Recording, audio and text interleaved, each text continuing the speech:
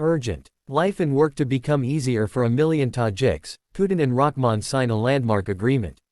Moscow. In a move that could reshape the future of millions of migrant workers across the post-Soviet region, Russian President Vladimir Putin and Tajik President Emomali Rahmon have signed a historic bilateral agreement aimed at easing the legal and social conditions for Tajik citizens living and working in Russia.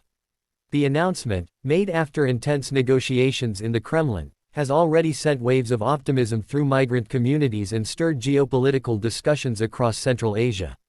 For decades, Tajik migrant workers have played a vital role in Russia's construction, service, and industrial sectors. Yet many of them have faced bureaucratic challenges, visa restrictions, and limited access to healthcare and social protection. Today's accord marks a turning point. According to official statements, the new deal will simplify residency and work permit procedures, expand access to education and healthcare, and provide a long-awaited pathway toward permanent residency for those who have lived and contributed to the Russian economy for several years. This agreement is not only about economics, said President Putin during the signing ceremony in Moscow. It is about human dignity, mutual respect, and partnership. Tajik citizens who work in Russia are part of our shared family and deserve fair treatment and stability. His words were met with applause from Russian and Tajik officials present in the opulent Kremlin Hall, as the flags of both nations stood side by side, a symbol of friendship rooted in history. A long-awaited step toward fairness. For millions of Tajiks, this announcement feels like a long-delayed acknowledgement of their importance to Russia's labor market. Over the years, Tajik migrants have sent billions of dollars in remittances back home, money that supports families, funds education, and sustains the fragile economy of Tajikistan. Yet their lives in Russia have often been marked by uncertainty, periodic police checks, sudden changes in migration laws, and limited protection from exploitation. President Rahmon, speaking beside Putin, emphasized that this agreement would protect the rights and dignity of our citizens abroad. He thanked the Russian leader for what he described as a step of friendship and trust that will strengthen both our nations. Rahmon noted that the cooperation framework will include digital registration systems, new labor centers in major Russian cities, and a hotline for migrant support, measures intended to prevent corruption and bureaucratic abuse.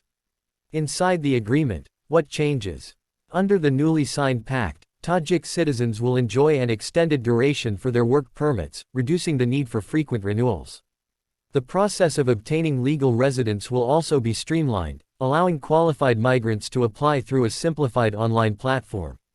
Moreover, both governments have agreed to recognize educational certificates and vocational training programs from each other's countries, a move expected to expand employment opportunities beyond low-wage sectors.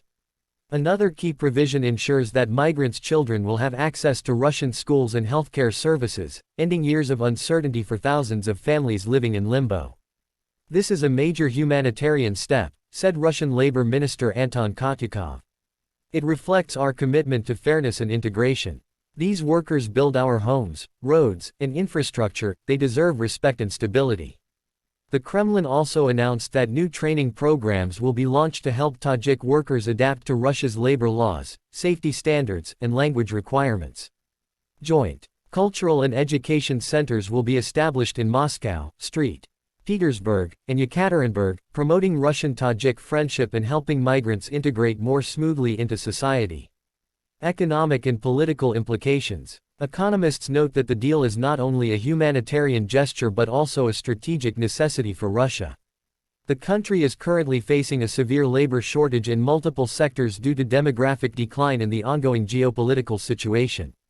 This agreement provides Russia with a stable, reliable labor force, explained political analyst Sergei Markov. At the same time, it strengthens Moscow's influence in Central Asia, where competition with Western and Chinese projects is intensifying. For Tajikistan, the benefits are equally significant. The remittances sent home by its workers, nearly 30% of the country's GDP, are vital for domestic stability. By ensuring legal employment and fair wages, the new framework could help reduce poverty and social tension within Tajikistan. Our workers are our ambassadors, Rahmon said emotionally. When they are respected abroad, our nation stands taller. Human stories behind the headlines. In Moscow's Lublino district, where many Tajik families live, the news was met with tears of relief. I've been in Russia for 12 years, said Daler, a 38-year-old construction worker from Dushanbe. Every year I worried about my documents. Now maybe I can finally feel safe. Nearby, his wife nods, holding their 2 young children who were born in Russia but still lacked full rights to education. This is the best news we could dream of, she said. We are part of this country now. Similar emotions echoed across Russian cities, from Novosibirsk to Kazan.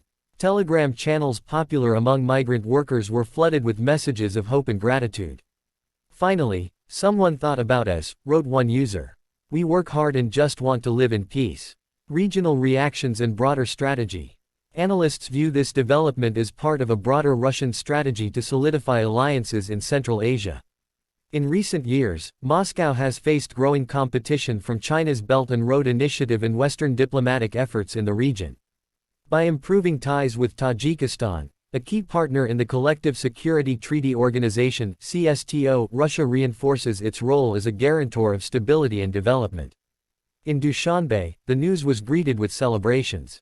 National television broadcast the signing ceremony live, calling it a historic day for the Tajik nation. Government buildings lit up with both Russian and Tajik flags, symbolizing unity. This agreement is proof that our friendship with Russia is unbreakable, said Tajik Foreign Minister Sirojiddin Muradin. It opens doors for education, business, and social cooperation. Western observers, however, offered mixed reactions. Some praised the humanitarian aspect of the deal, while others speculated that it could increase Tajikistan's economic dependency on Russia. It's a double-edged sword, said analyst Erica Johnson from the European Policy Center. On one hand, migrants gain rights and stability, on the other, Tajikistan may remain heavily tied to Moscow's orbit. From migrants to citizens, a new era. A particularly groundbreaking element of the agreement is the introduction of a Path to Citizenship program. Tajik workers who have legally resided in Russia for more than 5 years and have no criminal record will be eligible for permanent residence and eventually full citizenship. This could benefit hundreds of thousands of people who have built their lives in Russia but remained in legal limbo. This is a life-changing opportunity, said migration expert Alexander Broad. It shows that Russia is ready to modernize its migration policy in a humane and pragmatic way. Integration, not isolation, is the key to social stability. Challenges ahead. Despite the optimism, experts warn that implementation will be crucial. Russia's migration system has long been plagued by bureaucracy and corruption. Ensuring that local authorities follow the new rules fairly will require strict oversight. The devil is in the details, said lawyer Marina Alexandrova, who works with migrant rights organizations. The law is one thing, how it's applied on the ground is another. Human rights groups also called for continued vigilance. They urged the Kremlin to protect migrants from racial discrimination and workplace exploitation, which have occasionally flared up in some regions. The Tajik diaspora organizations, meanwhile, pledged to help monitor abuses and report violations directly to the new joint committee formed under the agreement. Moscow's message to the world. Beyond the immediate humanitarian and economic effects, the Putin-Rahmon pact carries a strong geopolitical message. In a world where migration has become a contentious issue, Russia's move to formalize and protect a large foreign workforce positions it as a pragmatic and confident power. This shows that Russia is not closing itself off, said political commentator Dmitry Kiselyov on Russian television. While others build walls, we build partnerships. Observers also noted the symbolism of timing. The signing took place amid growing global tensions, with Western economies tightening immigration rules. In contrast, Moscow is presenting itself as an open partner to its allies, a narrative that may resonate strongly across Eurasia. Looking forward, as the ink dries on the landmark agreement, optimism runs high on both sides. Implementation will begin within the next 3 months, according to the joint communiqué. Working groups from both governments will oversee the transition, ensuring that migrants can register under the new framework without disruption. In Dushanbe, President Rahmon declared that a new chapter has begun for our people. Meanwhile, Russian officials stressed that similar cooperation models could be extended to other countries in Central Asia. This is just the beginning, said Deputy Foreign Minister Andrei Rudenko. We are building a space of trust, development, and shared destiny. A human-centered future. As night fell over Moscow, the city lights reflected off the Kremlin's golden domes, a fitting backdrop for a day that may reshape millions of lives. For Tajik workers who have long carried heavy burdens far from home, the future suddenly seems brighter. The agreement between Putin and Rahmon is more than a diplomatic gesture, it is a rare moment when politics touches ordinary lives in the most direct way possible. This is not just a treaty, said 45-year-old construction supervisor Rustam from Kujant. It's a promise that our hard work and loyalty mean something. And for Russia and Tajikistan, that promise might just be the foundation of a deeper, more humane partnership, one built not only on power and economics, but on the shared dignity of people who build, live, and dream together.